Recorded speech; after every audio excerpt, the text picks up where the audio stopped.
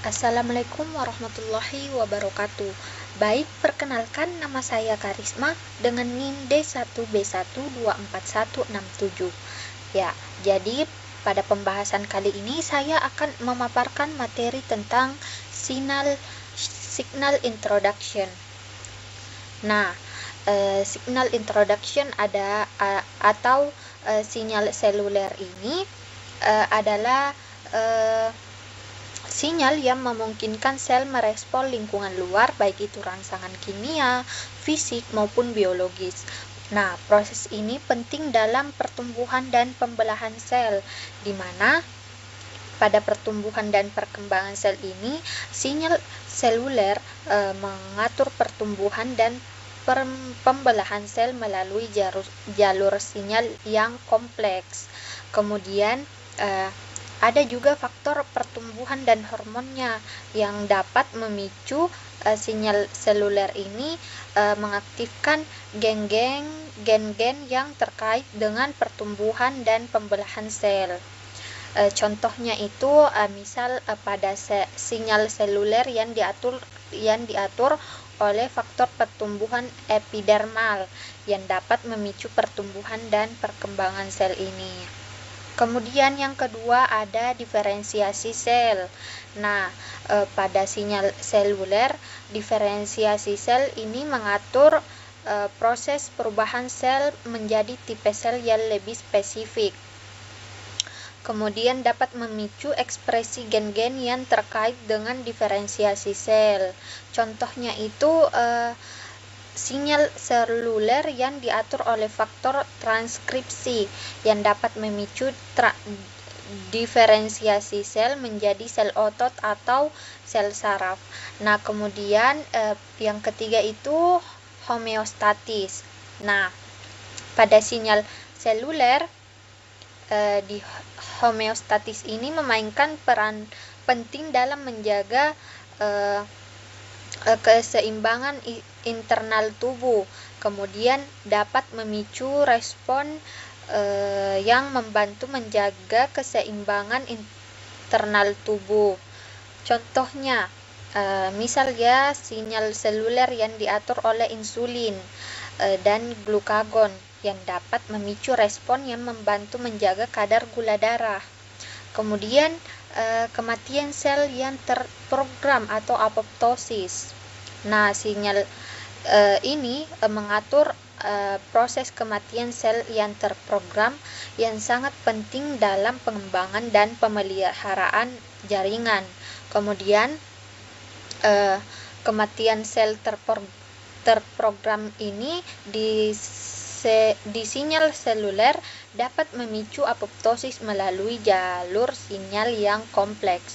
Nah, contohnya itu sinyal seluler yang diatur oleh protein P53 yang dapat memicu apoptosis ini pada sel yang rusak atau abnormal. Ya, kemudian ada komponen jalur sinyal seluler di mana terdiri dari beberapa komponen. Yang pertama itu ada molekul sinyal atau ligan. Nah, di ligan ini ligan ini adalah molekul yang berikatan dengan reseptor atau memicu sinyal seluler. Kemudian contohnya itu misalnya hormon, kemudian faktor pertumbuhan, neurotransmitter, dan sitokin. Kemudian yang kedua adalah reseptor. Nah, reseptor ini sendiri adalah protein yang terletak di permukaan sel atau di dalam sel yang berikatan dengan ligan. Jadi, ligan dan reseptor ini di dalam sel saling berikatan.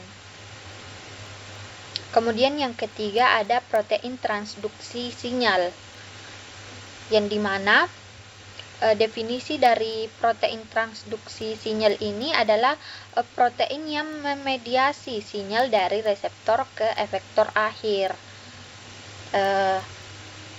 Kemudian protein transduksi sinyal ini dapat berupa kinase, fosfatase atau protein lain yang memodifikasi aktivitas lain. Nah, jadi protein transduksi sinyal ini adalah proses untuk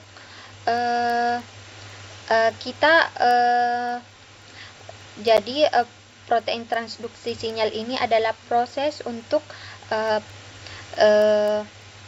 memasuki tahap efektor akhir. Nah, jadi efektor akhir ini adalah protein yang melakukan fungsi spesifik sebagai respon terhadap sinyal seluler. Efektor akhir ini berupa enzim, kemudian berupa faktor transkripsi atau protein lain yang memodifikasi aktivitas seluler. Kemudian proses jalur sinyal secara spesifiknya itu mulai dari ligan, kemudian ligan ini masuk ke tahap reseptor, kemudian reseptor masuk ke tahap protein transduksi sinyal, kemudian dari protein transduksi sinyal masuk ke tahap efektor akhir. Nah, di tahap efektor akhir ini terjadilah yang namanya respons seluler. Ya, kemudian reseptor sinyal. Jadi reseptor itu sendiri adalah protein yang protein di permukaan di dalam sel yang mengenali dan dapat mengikat sinyal. Kemudian reseptor ikatan dengan sinyal ini dapat menyebabkan perubahan konformasi reseptor dan aktivasi jalur transduksi. Ya, kemudian jenis-jenis dari reseptor sinyal. Ya, jadi jenis reseptor sinyal ini dibagi menjadi dua, yaitu yang pertama ada reseptor permukaan sel yang terdiri dari RTK. Nah, reseptor permukaan sel ini terletak di permukaan sel dan berikatan dengan ligan yang berada di luar sel. Kemudian RTK ini atau reseptor tyrosine kinase ini adalah reseptor yang memiliki aktivitas kinase dan memicu sinyal seluler melalui fosforilasi protein. Kemudian jenis reseptor permukaan sel yang kedua ada GPCR atau G-protein coupled receptor. Nah, reseptor ini yang berinteraksi dengan protein G dan memicu sinyal seluler melalui aktivasi protein G. Kemudian yang terakhir ada ion channel receptor. Jadi reseptor ini yang berfungsi sebagai ion dan memicu sinyal seluler melalui perubahan konsentrasi ion. Nah, jenis reseptor sinyal yang kedua ada reseptor intraseluler, di mana reseptor ini terletak di dalam sel, baik itu di sitoplasma maupun di nukleus. Kemudian reseptor ini berikatan dengan molekul lipofilik seperti hormon steroid.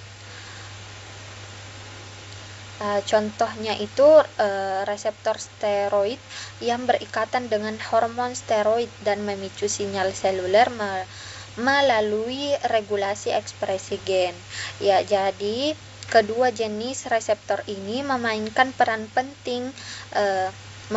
masing-masing peran penting mereka dalam mengatur berbagai fungsi biologis dan respons seluler terhadap sinyal internal dan eksternal dalam tubuh kita.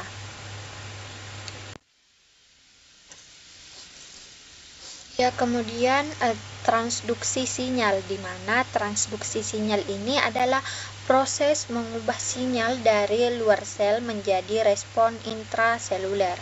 Kemudian langkah-langkahnya itu yang pertama ada aktivasi reseptor, di mana reseptor sinyal ini diaktifkan oleh ligan yang berikatan dengan reseptor. Kemudian memicu perubahan konformasi reseptor dan memungkinkan interaksinya dengan protein yang lain. Kemudian yang kedua adalah aktivasi protein transduksi. Contohnya itu ada RAS dan G protein. Aktivasi protein transduksi ini diaktifkan oleh reseptor yang diaktifkan, kemudian berfungsi sebagai saklar molekuler yang memicu sinyal seluler. Kemudian yang ketiga ada kaskade fosforilasi, misalnya MAPK atau mitogen aktivasi protein kinase.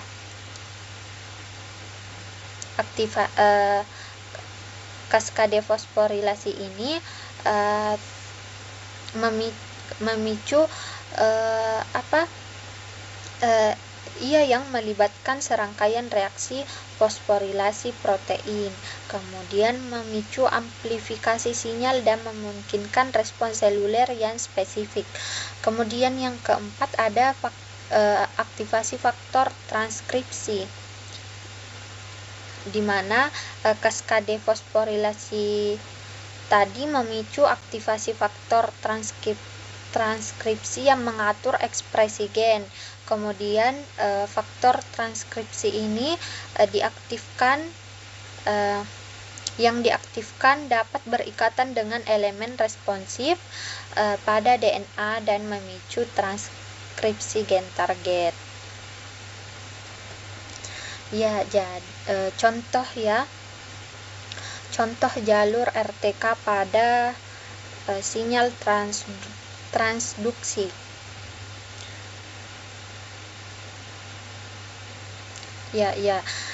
Di gambar ya terlihat contoh jalurnya yang dimulai dari ligan, yang misalnya growth factor. Nah, ligan ini berikatan dengan reseptor RTK di permukaan sel. Jadi, permukaan selnya itu di sini. Ligan ini berikatan dengan reseptor RTK. Kemudian, ikatan ini menyebabkan dimesirasi reseptor, yaitu dua molekul RTK bergabung. Jadi, dua molekul RTK ini bergabung pada kemudian setelah dimerisasi terjadi yang namanya autofosforilasi. Nah, pada bagian autofosforilasi ini pada bagian dalamnya atau sisi sitoplasmiknya dari RTK yaitu penambahan gugus fosfat pada residu tirosin. Kemudian di sini ada protein adaptor GRB2. Protein adaptor GRB2 ini menempel pada RTK yang sudah terfosforilasi. Kemudian GRB2 ini merekrut SOS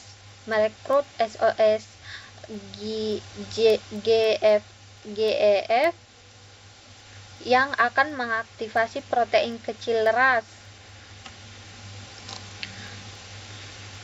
Nah, kemudian RAS tersebut aktif melalui kaskade MAPK, di mana RAF ini mengaktifkan RAS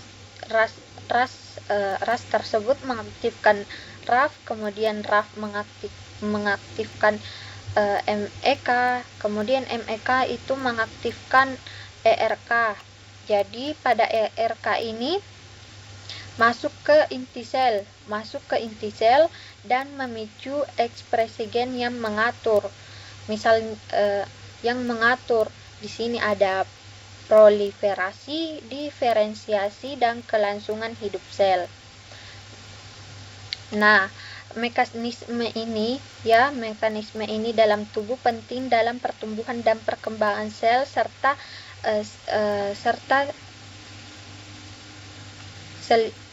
sering terganggu pada kanker. Ya, tidak terasa kita sudah berada di penghujung penyampaian materi saya pada pembahasan kali ini, di mana dapat disimpulkan dari materi tadi bahwa transduksi sinyal adalah kunci komunikasi seluler yang menjamin sel dapat beradaptasi dan bertindak sesuai dengan kondisi lingkungannya. Ya, jadi terima kasih atas perhatian kepada penonton. Semoga apa yang saya sampaikan dapat bermanfaat bagi kita semua, terutama bagi saya yang masih dalam proses pembelajaran juga. Jadi saya mohon maaf apabila ada kesalahan kata. Wabillahi taufik wal hidayah. Wassalamualaikum warahmatullahi wabarakatuh.